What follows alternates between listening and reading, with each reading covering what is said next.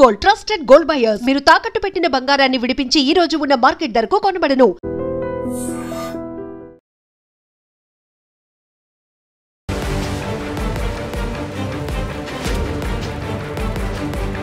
నమస్కారం, welcome to I dream. నేను మీ సంగీత. భార్యను వేట కొడవలితో నరికి చంపేసి ఆ మృతదేహంతో భర్త సెల్ఫీ తీసుకొని మరి వాట్సాప్ స్టేటస్లో నువ్వు చేసిన ద్రోహానికి మరణమే ఫలితం అని చెప్పేసి ఆ క్యాప్షన్ పెట్టి మరి పెట్టడం జరిగింది. ఈ సంఘటన ఎక్కడ చోటు చేసుకుంది, ఆ వ్యక్తికి ఎలాంటి శిక్షలు ఉంటాయనేది మనం ఒక్కసారి తెలుసుకుంటే, ఈ సంఘటన వచ్చేసి తమిళనాడులో చోటు చేసుకోవడం జరిగింది. అయితే ఈ బాలమురుగన్ అదేవిధంగా శ్రీప్రియకు పెళ్ళైపోయిన తర్వాత 2 పిల్లలు కూడా పుట్టడం జరిగింది. భర్త ప్రవర్తన అదేవిధంగా భార్యకు నచ్చకపోవడము, దీని నేపథ్యంలో కుటుంబ కలహాలు ఏర్పడేసి ఇతనితో నేను కలిసి ఉండలేను అని చెప్పేసి పిల్లలిద్దరిని తీసుకొని వచ్చేసి శ్రీప్రియ వాళ్ళ అమ్మగారింట్లో ఉండడం జరుగుతుంది. అయితే 1 ఇయర్ నుంచి కూడా వీళ్ళు ఇద్దరు కూడా భార్యాభర్తలు కలిసి ఉండకపోవడము, భర్త ఎన్నిసార్లు పిలిచినా కూడా రాకపోవడము, అంతేకాకుండా భార్య పైన చాలా అనుమానం అన్నట్టు. అంటే ఆ పిల్లలు నాకే పుట్టారా, లేదంటే నువ్వు ఎవరితో మాట్లాడుతున్నావు, ఎక్కడికి వెళ్తున్నావు, ఇలాంటివన్నీ అనుమానాలు ఎక్కువగా వ్యక్తం చేసి ఆమెను చాలా వరకు హింసలకు గురి చేయడం జరిగింది. ఇక భరించలేని నేపథ్యంలోనే తల్లిగారి ఇంటిని ఆశ్రయించడం జరిగింది. అక్కడికి వచ్చినాక కూడా పలుసార్లు ఫోన్లు చేసి మరి నువ్వు ఎవరితో మాట్లాడుతున్నావు, ఎక్కడికి వెళ్తున్నావు, ఏం చేస్తున్నావు, నా పిల్లలేరి, నా పిల్లలు నాకే పుట్టారా లేకపోతే ఇంకెవరికి పుట్టారు, ఇలాంటి క్వశ్చన్స్ అన్ని వేయడం వల్ల ఇక ఇతనితో నాకు జీవితమే వద్దు, ఇతనితో నాకు ఎలాంటి కాంటాక్ట్ కూడా వద్దు అని చెప్పేసి నిశ్చయించుకున్న తర్వాత తను తన సొంత కాళ్ళ మీద నిల్చొని పిల్లల్ని ఎలాగైనా సరే పోషించుకోవాలన్న నేపథ్యంలో తను వేరే ప్లేస్కు వచ్చేసి ఒక బట్టల షాప్లో ఉద్యోగానికి కుదిరి ఆమె పని చేసుకుంటూ ఉంటుంది. ఒక లేడీస్ హాస్టల్లో స్టే చేస్తుంది. చేస్తున్న టైంలో ఈ అమ్మాయి ఏం చేసింది అంటే, ఇంకా వర్క్ ప్లేస్లలో కొలీగ్స్ ఉంటారు కాబట్టి అతనితో ఒక ఫోటో తీసి ఇలా సెల్ఫీ ఫోటో తీసేసుకొని పెట్టడంతో, అచ్చా నా వైఫ్కు ఎవరో ఆల్రెడీ బాయ్ ఫ్రెండ్ ఉన్నారు, అతనితోటి ఫోటో దిగింది అని చెప్పేసి అతను ఇంకా ఎక్కువ కోపానికి లోనైపోయి ఏ విధంగానైనా సరే ఆమెను ఏదో ఒకటి చెయ్యాలి అన్న ఉద్దేశంతో అక్కడికి వెళ్ళి ఆ ఫోటో ఏదైతే తన స్టేటస్లో పెట్టింది కదా, ఆ ఫోటోను క్యాప్చర్ చేసి ఇంకా తీసుకెళ్లేసి ఇతను ఎవరు, ఎక్కడి నుంచి వెళ్ళి ఎవరు పరిచయం అయ్యారు, ఇక్కడ ఇవన్నీ వివరాలు అడుగుతూ ఉంటే అదంతా నా ఇష్టము, నేను ఎవరితోనైనా మాట్లాడతాను, ఎవరితోనైనా ఉంటాను, నీకేంటి ప్రాబ్లము, అతను నా ఫ్రెండ్ అని చెప్తున్నాను, అదేవిధంగా నాతో పాటే వర్క్ చేస్తాడని చెప్తున్నా కూడా నువ్వు వినట్లేదు అని చెప్పేసి అంటే ఇంకా వారిద్దరికి మధ్యలో అక్కడ హాస్టల్ దగ్గర వాగ్వాదం గట్టిగా జరిగిన తర్వాత అతనితో ఆల్రెడీ అతని వెంట వేట కొడవలికి తీసుకెళ్ళడం జరిగింది. తీసుకెళ్ళిన తర్వాత ఇమీడియట్గా అతను బాగా ఇప్పటికే కోపంతో ఉన్నాడు కదా, అంటే నన్ను వదిలేసి వెళ్ళిపోయింది, 1 ఇయర్ పాటుగా కూడా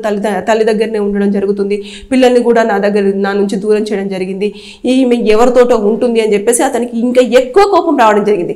కోపం వచ్చిన నేపథ్యంలో ఏదైతే కొడవలు ఉంటుందో దాంతో ఇష్టానుసారంగా ఆవిడ పైన దాడి చేసేసి హతమర్చి గమ్మున కూర్చోలేదు.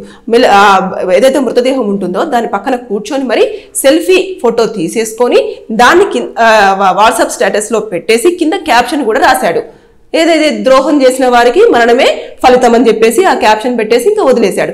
ఇంకా ఇమీడియట్గా అందరూ అలర్ట్ అయిపోయి ఇదేంటి ఇక్కడ మొత్తం రక్తం అడుగుల్లో ఆవిడ పడిపోయి ఉంది, ఈ ఫోటో ఏంటి అని చెప్పేసి చాలా మంది కాల్ చేస్తే నా భార్యని నేను చంపేయడం జరిగింది, ఆవిడకు వేరే వాళ్ళతో అక్రమ సంబంధం ఉంది, ఆవిడ వేరే వాళ్ళతో ఉంటుంది అని చెప్పేసి అతను ఇంకా చెప్పడంతో పోలీసులు అదుపులోకి తీసుకున్నారు. మొత్తం విచారణ అనేది కొనసాగిస్తూ ఉన్నారు. ఇక్కడ చూసేసుకుంటే తను వచ్చేసి ఆల్రెడీ మర్డర్ చేశాడు ప్లాన్ గానే అన్నట్టుగా లేదు. అతను ఏముంది కొడవలతో రావడం జరిగింది. అంటే సిచ్యువేషన్ను బట్టి అక్కడ ఆవిడ మంచిగా మాట్లాడేసి లేదంటే ఇతను చెప్పిన దానికి అనుకూలంగా ఉంటే ఇంకొకలాగా ఉండేదేమో అతని మూడు.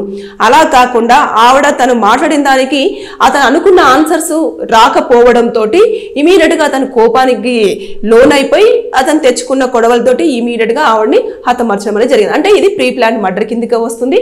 దాంతోపాటు అతనికి లైఫ్ ఇంప్రిజన్మెంట్ కానివ్వండి, లేదు అంటే మరణదండన కూడా విధించే అవకాశాలు ఉంటాయి. ఎందుకు అనంటే అతను ఇటు అనుమానంతో హింసించడమే కాకుండా తన జీవితాన్ని ఏదో తను కంటిన్యూ చేస్తాను అని చెప్పేసి ఉన్న సమయంలో కూడా అక్కడికి వెళ్ళేసి చాలా ఒత్తిడికి గురి చేసి మరి ఆవిడను చంపేయడం జరిగింది. ఈ నేపథ్యంలో కూడా మొత్తము దర్యాప్తు చేస్తారు. అంటే అతను ఎప్పటి నుంచి ఈ అమ్మాయిని ఫాలో అవ్వడం జరుగుతుంది, ఎవరు ఇన్ఫర్మేషన్ ఇచ్చారు, ఈవిడ హాస్టల్లో ఉంటుందన్న విషయం ఎలా తెలిసింది, ఆవిడ అదే టైంలో అక్కడ హాస్టల్లో ఉంటుందని స్టే చేస్తుందని చెప్పేసి ఎవరు చెప్పారు, ఇవన్నీ కూడా ఇప్పుడు దర్యాప్తులో కూడా పూర్తి స్థాయిలో పోలీసులు ఎంక్వైరీ చేసి తీసుకున్న తర్వాత అతను చెప్పిన దాని ప్రకారంగా ముందుగానే అంటే ఒకవేళ తనతో జీవితం కొనసాగించినా కూడా హతమర్చేవాడా అనే దానిపైన కూడా వారు ఎంక్వైరీ చేస్తారు. అంటే అతని దగ్గర నుంచి మొత్తం పూర్తి ఇన్ఫర్మేషన్ తీసుకున్న తర్వాత అప్పుడు ఇప్పుడు ఎలాగో మర్డర్ కేసు అయితే కామన్గా అట్రాక్ట్ అవుతుంది, దాంట్లో శిక్షలు నేను చెప్పేశాను.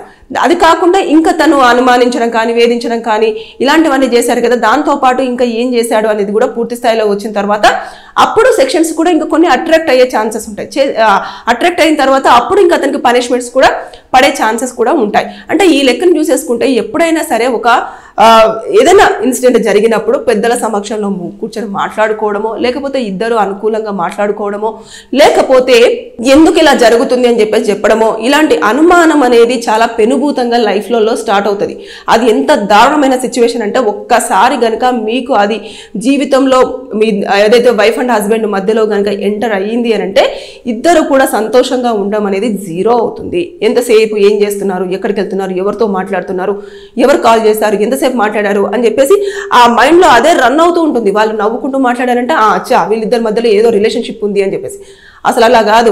ఒక హస్బెండ్ ఇక్కడ ఉన్నారు, ఆల్రెడీ ఇద్దరు పిల్లలు ఉన్నారు, ఆవిడ తప్పు చేసేదైతే ఖచ్చితంగా తప్పు చేయడానికి రెడీగా ఉండేది.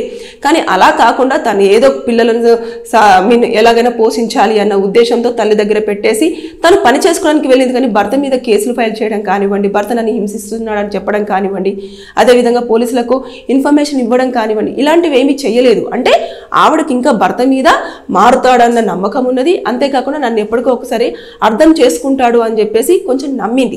కానీ అతనే కాలయముడైపోయి ఆవిడ ప్రాణాన్ని హతమరుస్తాడని చెప్పేసి మాత్రం ఎట్టి పరిస్థితుల్లో ఆవిడ గెస్ట్ చేసి కూడా ఉండకపోవచ్చు. కానీ ఇలాంటి దారుణమైన సంఘటనలు కూడా చోటు చేసుకుంటూ ఉన్నాయి. అతను చాలా ఇదిగా కూడా అంటే సోషల్ ప్లాట్ఫామ్ కిందకే వస్తాయి. అంటే వాట్సాప్ స్టేటస్ లో పెట్టేసి అందరినీ చాలా భయాందోళనకు కూడా గురి చేశాడు కదా. ఆ పిక్ చూడంగానే చాలా భయంకరంగా ఉంది. ఆవిడ రక్తం అడుగులో ఉంటే ఇతను నవ్వుతూ సెల్ఫీ తీసుకున్నాడు. అది కూడా చాలా వరకు కూడా అది కూడా ఒక సెక్షన్ కింద రావడం జరుగుతుంది. ఐటీ యాక్ట్ 2000 కింద కూడా రావడం జరుగుతుంది.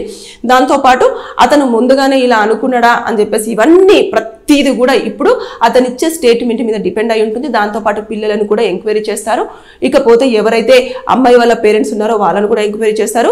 ఆ అబ్బాయి తరపున ఉన్న పేరెంట్స్ని కూడా ఎంక్వైరీ చేయడం జరుగుతుంది. చుట్టుపక్కల ఎవరైతే ఉన్నారో వాళ్ళు స్టే చేసినప్పుడు వాళ్ళందరినీ కూడా అంటే వీళ్ళ భార్యాభర్తలు ఇద్దరు ఎలా ఉండేవాళ్ళు, ఎప్పుడు గొడవ పడుతుండేవాళ్ళ, లేదంటే ఎలా ఉండేది అని చెప్పేసి పూర్తి స్థాయిలో ఇన్ఫర్మేషన్ తీసుకున్న తర్వాతనే ఛార్జ్ షీట్ అనేది ప్రిపేర్ చేయడం అనేది జరుగుతుంది. ఏదేమైనా సరే కానీ మర్డర్ కేసులో అనవసరంగా భార్యను ఒప్పించి కాపురానికి తీసుకెళ్లాల్సిన భర్త చంపేసి మరి తనతో సెల్ఫీ తీసేసుకొని ఆ మృతదేహంతో సెల్ఫీ తీసుకొని హంతకుడుగా మిగిలాడు. జైల్లో కూర్చోడానికి ఊసలు లెక్కబడడానికి రెడీగా ఉన్నాడు. అది కూడా అతను ఇంకా బయటకు వస్తాడా లేదా అన్నది క్వశ్చన్ మార్కే. ఎందుకంటే అతనే చాలా ఇంకా ఎంక్వైరీ చేయని అవసరం అంటే ఇంకా అతని కోసం వేరే ఎంక్వైరీ అంటే మీరు ఎక్కడున్నాడు ఏంటని వెతకాల్సిన అవసరం లేకుండా అతనే నేనే చంపాను, నేనే దీనికి అంత కారణం అని చెప్పేసి మరి నవ్వుతూ ఫోటో తీసుకున్నాడు కదా.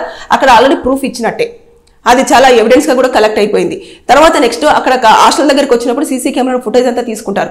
అతను ఏ మూడ్లో రావడం జరిగింది, ఫస్ట్ ఎవరు గొడవ రైజ్ చేశారు, ఎందుకని గొడవ రైజ్ అయింది, ఇద్దరి మధ్యలో ఎంతసేపు కన్వర్జేషన్ అనేది రన్ అయినప్పుడు ఈ అమ్మాయి ఎంతసేపు సామరస్యంగా ఉంది, ఈ అబ్బాయి ఎంతసేపు సామరస్యంగా ఉండడం జరిగింది, ఇదంతా కూడా క్యాలిక్యులేషన్ చేస్తారు. ప్రతిదీ కూడా ఈ మధ్య కాలంలో ప్రతిదీ కూడా ఎవిడెన్స్ గానే కలెక్ట్ చేయడం జరుగుతుంది. పోలీసులు కూడా ప్రతి ఇన్ఫర్మేషన్ ని కూడా చాలా పకడ్బందీగా సేకరించడం అనేది జరుగుతుంది. ఎందుకంటే కోర్టులో ఈ మధ్య కాలంలో ఏ కేసులు వచ్చినప్పటికీ కూడా జడ్జెస్ మాత్రం చాలా క్లియర్ కట్ గా ప్రతిదీ కూడా పాయింట్ టు పాయింట్ కరెక్ట్ గా ఉందా లేదా అనేది దానిపైన చాలా వరకు కూడా జడ్జిమెంట్స్ అనేవి డిపెండ్ అయిపోయి ఉంటున్నాయి. అంతేకాకుండా జడ్జి అడిగిన క్వశ్చన్స్ కూడా పోలీసు వాళ్ళైనా లేదు అనుకుంటే ఇటు అడ్వకేట్స్ అయినా కూడా చాలా పూర్తి స్థాయిలో ఇన్ఫర్మేషన్ ఇవ్వాల్సింది ఉంటుంది. కాబట్టి ఇక ఏ కేసుకు సంబంధించిందైనా కూడా ఆ కేసు మీద పూర్తిగా సమగ్రమైన ఇన్ఫర్మేషన్ పోలీసులు అదేవిధంగా అడ్వకేట్స్ కూడా సేకరించి జడ్జి గారు ముందు పెట్టడం జరుగుతుంది. దాన్ని మొత్తం పునః పరిశీలించిన తర్వాతనే అప్పుడు జడ్జి గారు శిక్ష అనేది వేయడం జరుగుతుంది. సో ఎప్పుడైనా సరే తప్పులు చేసినప్పుడు మేము దొరకము, లేకపోతే దొరికిన తర్వాత ఎవరేం చేస్తారు అనుకోవడం పొరపాటు. ఖచ్చితంగా చాలా సివియర్ శిక్షలు ఉంటున్నాయి. అంతేకాకుండా శిక్షలు కూడా ఏళ్ల తరబడి కూడా వెయిట్ చేయాల్సిన అవసరం లేకుండా వితిన్ 2 to 3 months లోనే పనిష్మెంట్స్ కూడా అప్లికేబుల్ అయ్యేటట్టుగానే జడ్జిమెంట్స్ అనేవి కూడా రావడం జరుగుతుంది. కాబట్టి ఇలాంటి సంఘటనలు చోటు చేసుకుంటున్నాయి. ఎక్కడైనా సరే మీరు ఎవరైనా ఇద్దరి మధ్యలో గొడవ జరిగినప్పుడు మాట్లాడుకోవాలి అనుకున్నప్పుడు ఎట్టి పరిస్థితుల్లో పెద్దల సమక్షంలో కానివ్వండి, లేదంటే కుటుంబం సమక్షంలో వాళ్ళ సమక్షంలో కానివ్వండి, లేదంటే ఫ్రెండ్స్ సమక్షంలో కానీ మాట్లాడుకోవడానికి ట్రై చేయండి. లేని పక్షంలో అక్కడ జరుగుతున్న సిచ్యువేషన్ బట్టి ఎవరైనా ఏ రకంగానైనా మారిపోయి ఎవరిపైన దాడి చేయడానికి అక్కడ ఆస్కారం ఉంటుంది కాబట్టి be alert, careful. Thank you. And for more videos, Please subscribe to iDream. Please subscribe to iDream. Please subscribe iDream. And please subscribe to iDream. For more videos, subscribe to iDream. Please like, share and subscribe to the channel. Congratulations, iDream. Subscribe to iDream. Subscribe to iDream. so subscribe to iDream Media.